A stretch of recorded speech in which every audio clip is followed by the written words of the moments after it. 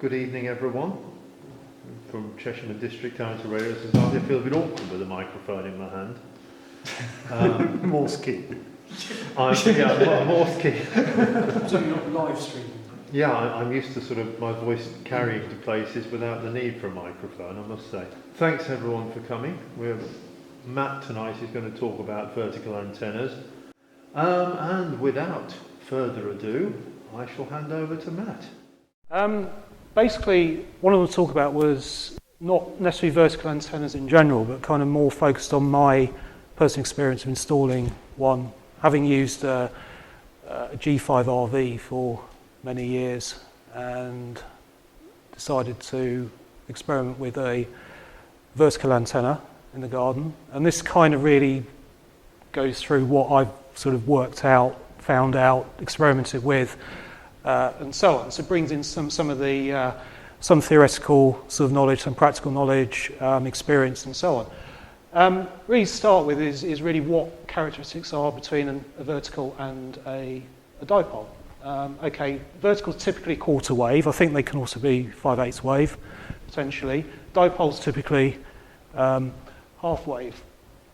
Verticals have a low radiation angle, so clearly they're kind of understood to be more useful, more better for sort of DXing, because obviously the signal as it travels will hit the horizon at a further point rather than going sort of more upwards. Okay, they're omnidirectional, so 360-degree direction of signal. I mean, dipoles will generally be perpendicular to the element, so maximum radiation will be perpendicular, so it's running east-west, you'll get north-south signal. On a practical level, a vertical occupies a small amount of space. I'd take even a G5RV, a full-size one is about 102 feet. So you need a reasonable size garden. I mean, mine would go from the end of the house to the very end of the garden, and it would sort of just about fit. So for a small garden, things like a vertical, maybe an ideal solution. They can be ground mounted. I mean, mine in particular, I did actually ground mount, which I'll go into in more detail as I go through the presentation. Dipoles typically mount above ground, and I think, someone correct me if I'm wrong, they have to be should be about a quarter wave above ground. Okay. Yeah. But I thought there was just a sort of optimal. Obviously, if you've got a top band antenna, you're going to have it up in sort of halfway up to space. Okay. And then normally a dipole requires some sort of balun to take a balanced feed to unbalanced coax, whereas a vertical, my one, you can connect the coax straight to it. I think it's a pigtail connector, I think. But yeah, so it's sort of quite interesting. My neighbour, who live on the sort of side of a hill, so he normally says, "Oh, I see you've swapped the long washing line looking thing for another thing that looks a bit like a space rocket." So obviously it does attract a little bit of attention from the neighbours. So I actually might get him to come along to one of the meetings at some point. He's actually quite an interest in what actually it does. But he's obviously seen the changing antennas that have gone on in the sort of two doors down from his property. But use a mouse for this. So this is basically focusing on the antenna I got was a Huster 5BTV. There's three in the range. There's a 4, which is I think 4-band. It's a little bit shorter than a 5BTV, and then there's a 6, which I think includes 10 meters. So the 5BTV it's a 5-band antenna, hence probably why it's got a 5 in the title. So basically, it's a tracked vertical antenna. So it has tracks for 10, 15, 20, 40, and a resonator at the top for 80. So quite a versatile antenna. It stands about about 21, I think it's about just over 7 metres tall. So not awfully obtrusive. As they're manufactured in the USA, the dimensions, obviously, all the bolts and so on are imperial. So, I'm playing around with, whereas most of my tools are metric, had a little bit of fun with the assembly. So, basically, these antennas, they give you kind of 3 options in terms of mounting. So you can ground mount without radials, ground mount with radials. I'll come on to radials in a bit more detail because I've got a sort of further section on how I've experimented with using radials with this antenna in particular. Or you could roof mount it, or above ground, again with radials. Basically, because the antenna itself sits effectively on a stub mast, which, according to instructions, should be at least about 2.5 feet into the ground. So presumably, using it without the radials, you've got an earth contact from the mounting. I think that's the sort of logic behind it. But that's kind of the third or the least favoured recommended solution.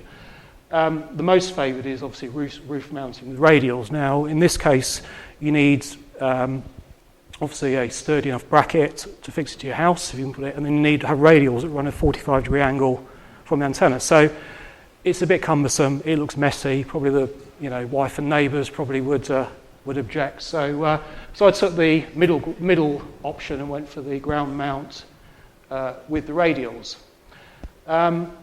As I say, in terms of assembly, it's reasonably straightforward to put together. It's very comprehensive instructions. It's very precise measurements if you're used to feet and inches, which I'm not. So you have to find a tape measure with 15 5/8 and things like that on it. So and it tends to, if the dimensions it gives in the instructions, pretty much it does what it says in the book almost.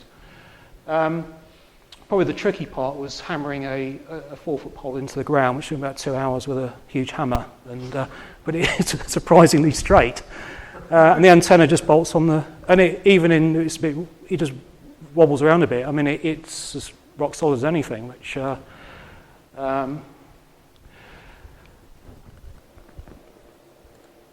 so basically that's the antenna. It does look a bit wonky at the top, but I think I did get there and straighten it because it fell off I had it propped on a chair and it kind of fell off. So, but it looks pretty straight, I think. For basically the mounting is just there. That's what it's fixed to. Well, you can see it there. So the bit behind it, you can see, is effectively the stub mast. It's actually fixed to, and that's sort of 2.5 foot into the ground. And it supports 7-metre structure. And it's very, very stable. It does recommend you guy it, and I think I put this up in about May, so we've not had any.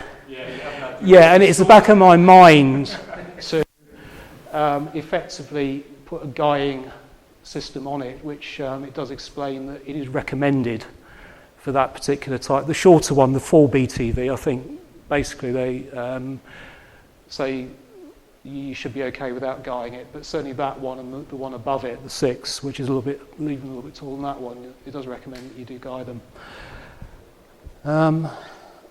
Next. Okay, so going to the subject of radials, and I did a bit of research into this because I was sort of thinking, well, okay, at the point I bought the thing, I didn't really understand the importance of them. It was a case of stick it in the ground, put some coax onto it, off you go. No, it doesn't work like that. Okay. So basically, a vertical antenna without radials is a half an antenna. If you take a dipole, you have 2 elements to a dipole. A vertical antenna is 1 element. Okay, you need something. It could be an earth. So hence the pole that goes 2.5 feet into the ground is your ground connection. Or you need effectively a counterpoise from the antenna itself. So radials can be either above or actually on the ground. Now, depending on whether you mount them above ground or on the ground, they have different characteristics. So radials above the ground need to be effectively a quarter wave of each band you're operating on. So effectively, being a 5-band antenna, you need effectively the minimum of 10 radials cut for the respective bands in order for it to work correctly. Now, trying to keep radials in a garden above ground and so on is quite tricky because somebody will trip over them or object to them or end up cutting them or something like that. So I went for the option of actually putting them on the ground. Now, in that case, effectively radials on the ground do not have to be tuned, so they can be almost any length. And generally the rule with radials or ground radials is kind of the more you have, you can get away with the more radials, shorter radials are preferable to sort of fewer longer radials. And that's kind of, if you look at the various YouTube videos and presentations, generally that's the sort of consensus you get around radials. So the thing is, how many radials do you need? So what I found was like a lot of things, there's a law of diminishing returns. So you can have 100 radials, you could have 20 radials, and so on. So there's got to be a point where additional radials have minimal benefit. So based on, there was a amateur by the name of Rudy Sevens, who wrote quite a very scientific paper on this subject. And basically, the difference between, say, having 64 radials over 32 gives you 0.4 dB improvement. So obviously, it's not worth it. So I went on mine with 36. So basically, it was, and which gives you effectively, in my case, so it's 108 meters of wire that is sitting on the ground. So it was a reel of a cable from Screwfix, 100 meter reel. So I just cut it into 3 meter sections, clip the term, the little ring connectors on them. So effectively 3 radials to 1 ring connector, and then so you've got 6 on each side. They bolt onto the bottom section of the antenna, and they go round in a 180 degree. So they're 3 meters long, so they're not really going to get in the way of anything else in the garden. Probably the cat probably gets a bit confused by them, but other than that.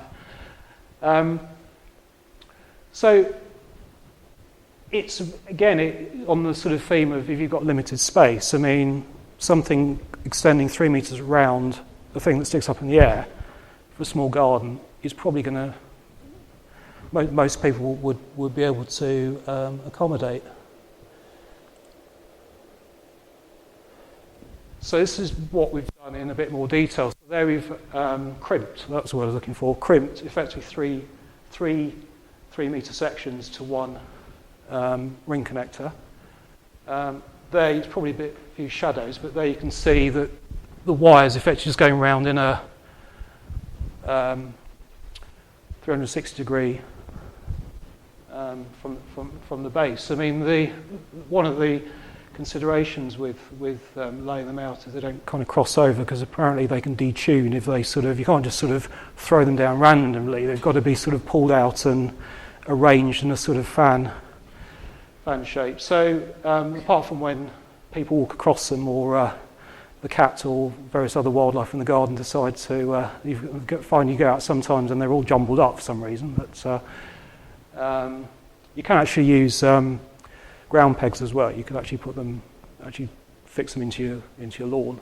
Because another thing is, if you do this in the spring, then you find that they gradually, the grass will expand and they sink naturally into the ground.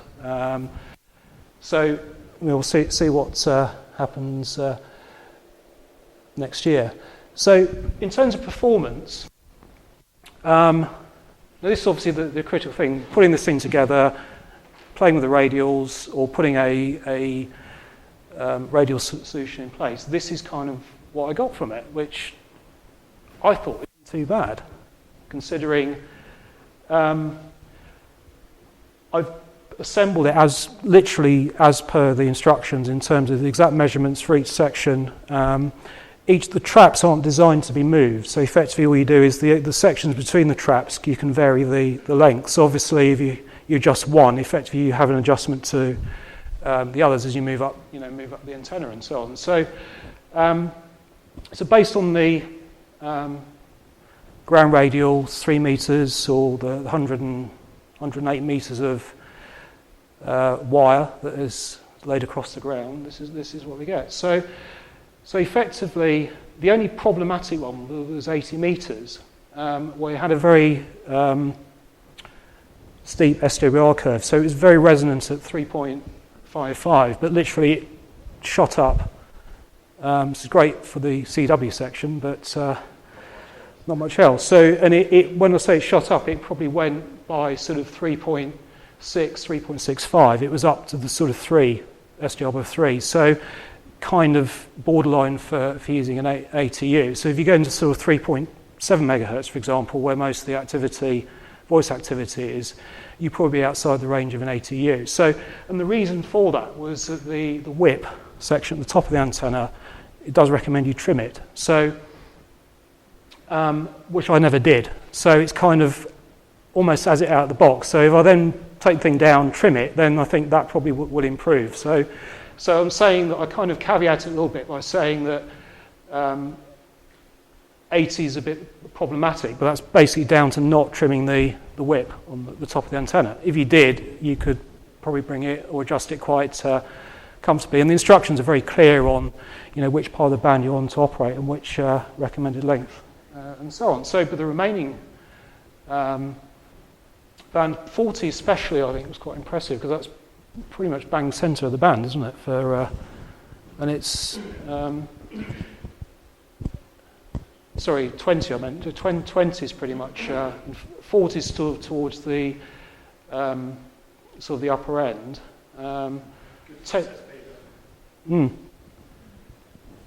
10's a bit sort of bit off. I mean, I probably you want it down to the 28 point. Yeah.